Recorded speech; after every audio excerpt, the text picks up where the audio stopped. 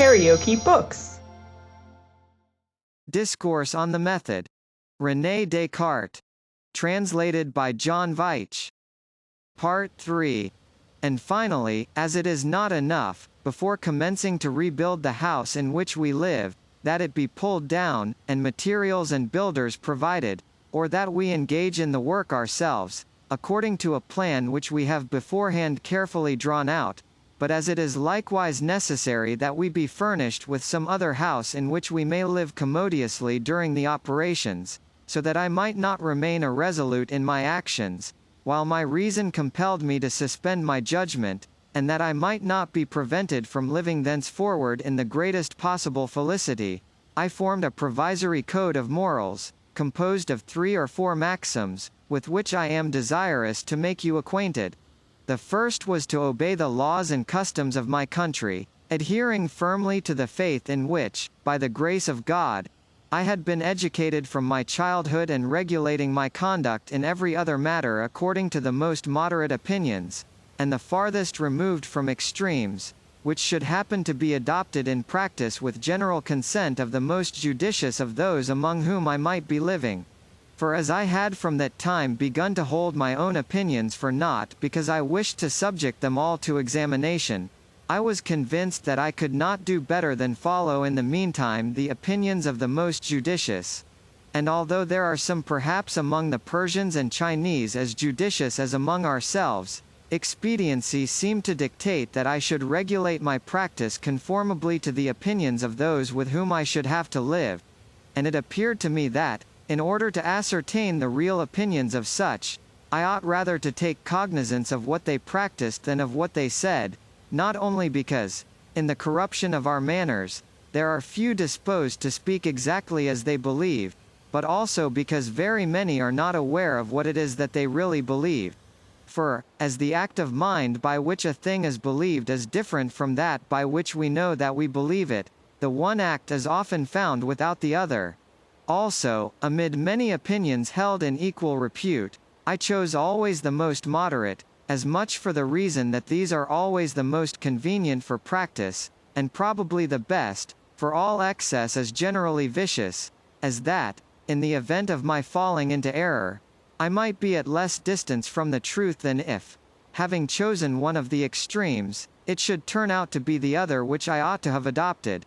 And I placed in the class of extremes especially all promises by which somewhat of our freedom is abridged.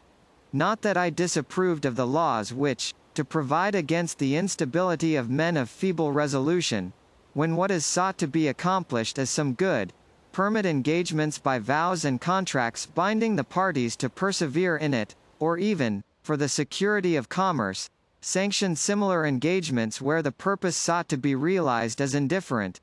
But because I did not find anything on earth which was wholly superior to change, and because, for myself in particular, I hoped gradually to perfect my judgments, and not to suffer them to deteriorate, I would have deemed it a grave sin against good sense, if, for the reason that I approved of something at a particular time, I therefore bound myself to hold it for good at a subsequent time, when perhaps it had ceased to be so, or I had ceased to esteem it such. My second maxim was to be as firm and resolute in my actions as I was able, and not to adhere less steadfastly to the most doubtful opinions, when once adopted, than if they had been highly certain. Imitating in this the example of travelers who, when they have lost their way in a forest, ought not to wander from side to side, far less remain in one place, but proceed constantly towards the same side in as straight a line as possible, without changing their direction for slight reasons, although perhaps it might be chance alone which at first determined the selection. For in this way, if they do not exactly reach the point they desire, they will come at least in the end to some place that will probably be preferable to the middle of a forest. In the same way, since in action it frequently happens that no delay is permissible, it is very certain that, when it is not in our power to determine what is true, we ought to act according to what is most probable. And even although we should not remark a greater probability in one opinion than in another, we ought notwithstanding to choose one or the other, and afterwards consider it, in so far as it relates to practice, as no longer dubious, but manifestly true and certain, since the reason by which our choice has been determined is itself possessed of these qualities.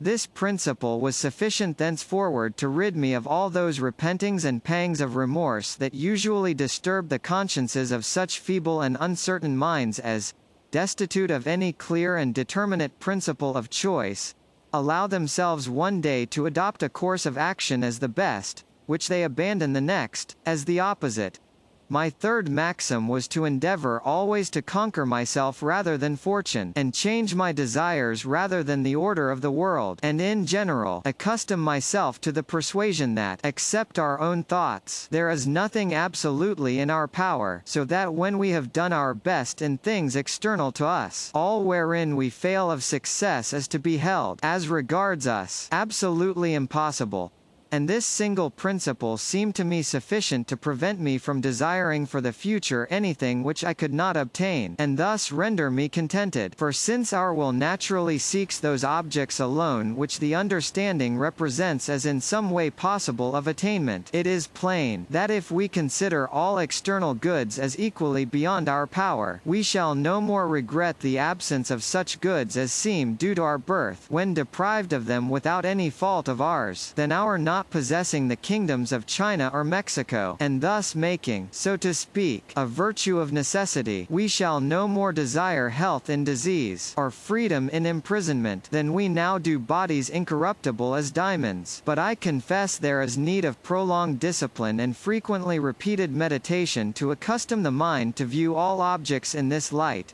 And I believe that in this chiefly consisted the secret of the power of such philosophers as in former times were enabled to rise superior to the influence of fortune, and, amid suffering and poverty, enjoy a happiness which their gods might have envied.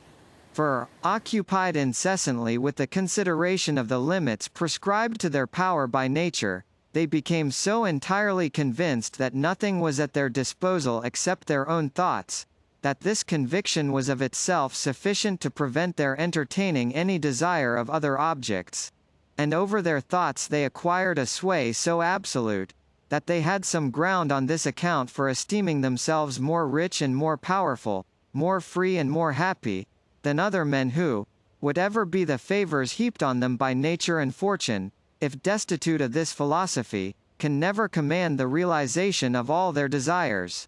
In fine, to conclude this code of morals, I thought of reviewing the different occupations of men in this life, with the view of making choice of the best. And, without wishing to offer any remarks on the employments of others, I may state that it was my conviction that I could not do better than continue in that in which I was engaged, viz.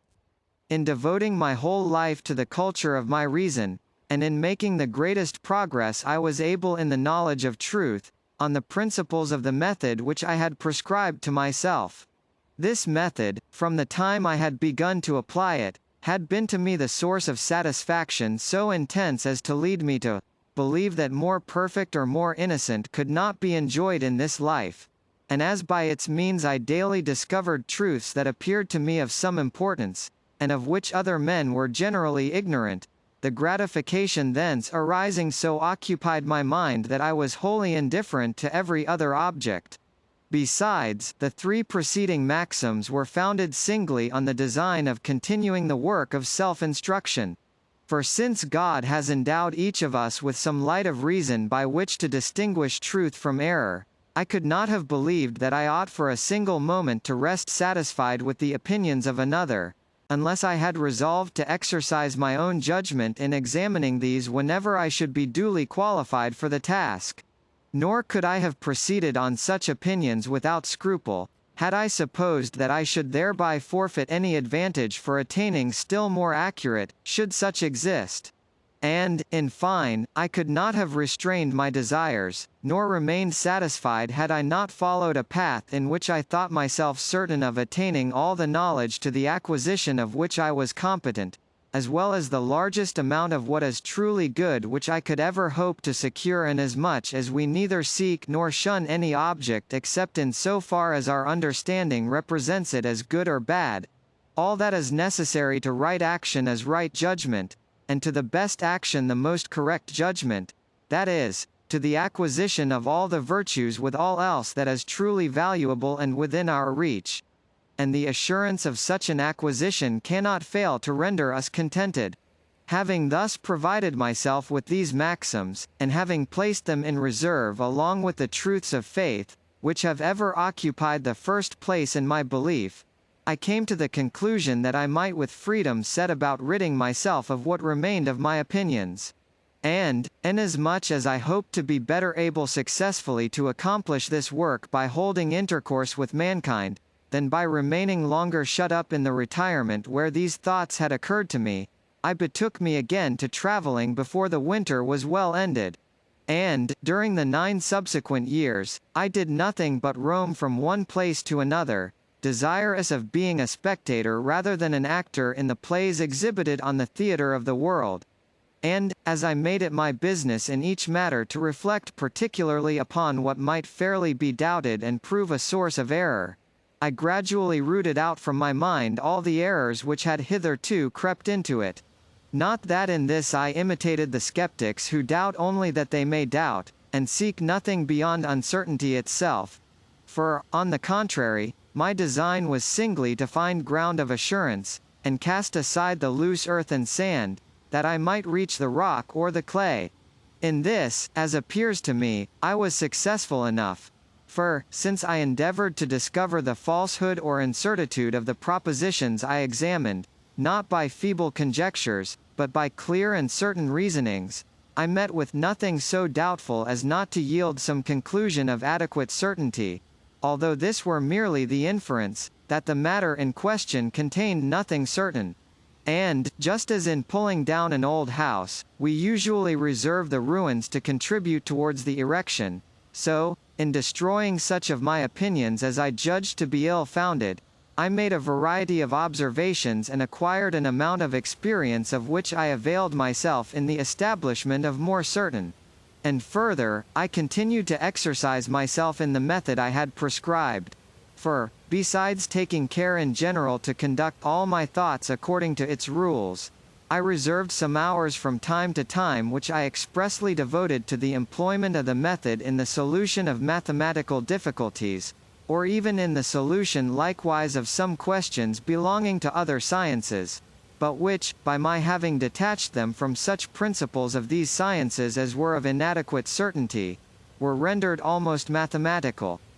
The truth of this will be manifest from the numerous examples contained in this volume. And thus, without in appearance living otherwise than those who, with no other occupation than that of spending their lives agreeably and innocently, study to sever pleasure from vice, and who, that they may enjoy their leisure without ennui, have recourse to such pursuits as are honorable, I was nevertheless prosecuting my design, and making greater progress in the knowledge of truth, than I might, perhaps, have made had I been engaged in the perusal of books merely, or in holding converse with men of letters. These 9 years passed away, however, before I had come to any determinate judgment respecting the difficulties which form matter of dispute among the learned, or had commenced to seek the principles of any philosophy more certain than the vulgar. And the examples of many men of the highest genius, who had, in former times, engaged in this inquiry, but, as appeared to me, without success, led me to imagine it to be a work of so much difficulty, that I would not perhaps have ventured on it so soon had I not heard it currently rumored that I had already completed the inquiry. I know not what were the grounds of this opinion, and, if my conversation contributed in any measure to its rise, this must have happened rather from my having confessed my ignorance with greater freedom than those are accustomed to do who have studied a little, and expounded perhaps, the reasons that led me to doubt of many of those things that by others are esteemed certain, than from my having boasted of any system of philosophy. But, as I am of a disposition that makes me unwilling to be esteemed different from what I really am, I thought it necessary to endeavor by all means to render myself worthy of the reputation accorded to me, and it is now exactly 8 years since this desire constrained me to remove from all those places where interruption from any of my acquaintances was possible, and betake myself to this country, in which the long duration of the war has led to the establishment of such discipline, that the armies maintained seem to be of use only in enabling the inhabitants to enjoy more securely the blessings of peace, and where, in the midst of a great crowd actively engaged in business, and more careful of their own affairs than curious about those of others, I have been enabled to live without being deprived of any of the conveniences to be had in the most populous cities, and yet as solitary and as retired as in the midst of the most remote deserts. KaraokeBooks.